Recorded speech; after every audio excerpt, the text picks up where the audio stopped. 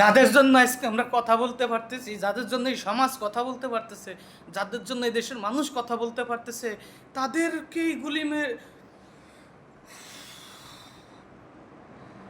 এই বিএনপি ক্ষমতায় আজকে কি কারণে?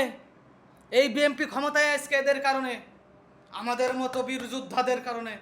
আমরা কথা বলেছিলাম বিধায়, আমরা যুদ্ধ করেছিলাম বিধায় আজকে শেখ হাসিনা দাদাবাবুর কাছে।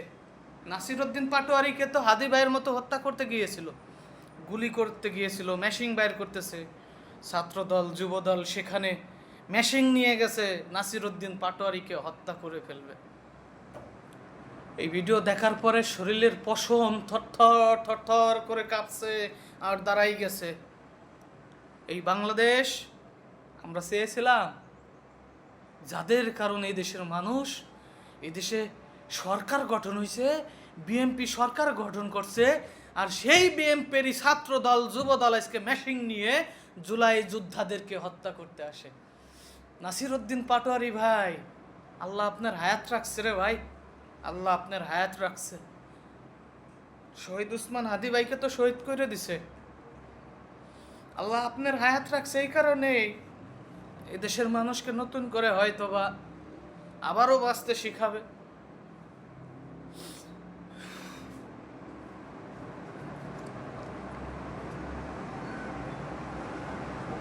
আমি নিতে পারতেছি না, আমি এই বিষয়টা, এই ভিডিওটা দেখে আমি নিতে পারতেছি না যে এটা আমাদের দেশে কি হচ্ছে।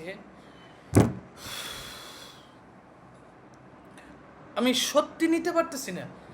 আজব বাংলাদেশ।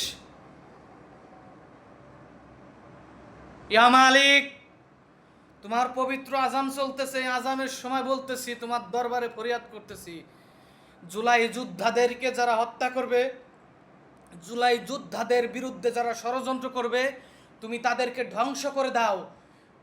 আজাব গজব দিয়ে সমাজের সামনে প্রকাশ্যে এদেরকে তুমি ধ্বংস করে দাও, বোবা বানাই দাও, অন্ধ করে দাও, কানা করে দাও, ন্যাংরা করে দাও, ওদের শরীর দিয়ে এমন রোগ সৃষ্টি করে দাও, ঘৃণায় যেন ওদের কাছে কেউ না যায়।